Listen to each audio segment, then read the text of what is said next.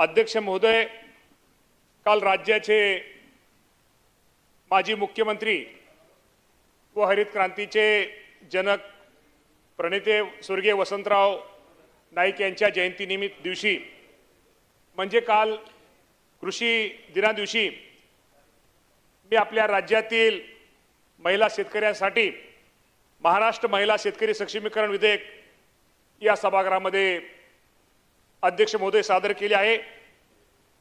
याचा निश्चित प्रकारे आम्हा सर्वांना एक आनंद होत आहे। अध्यक्ष महोदय, महाराष्ट्र ही पुरोगामी विचाराची आणि सामाजिक न्यायाची भूमी आहे।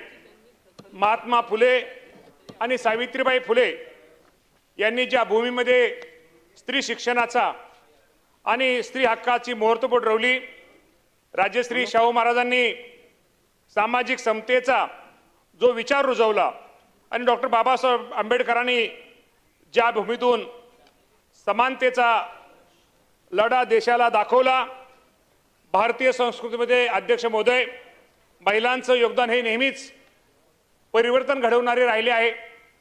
सामाजिक न्यायासाठी लढणाऱ्या राजमाता जिजाऊ, प्रशासन आणि लोककल्याणाचा आदर्श पुण्यश्लोक अहिल्यादेवी होळकर, तर पराक्रमासाठी महाराणी ताराराणी यांनी दिलेले योगदान आजही आपल्या सर्वांसाठी प्रेरणादायी आहे।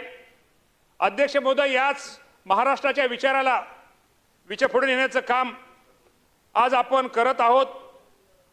हाच पुरोगामी विचाराचा वसा घेऊन आज आपण आपल्या महिला शेतकऱ्यांच्या हक्कासाठी पुढचे पाऊल टाकत आहोत।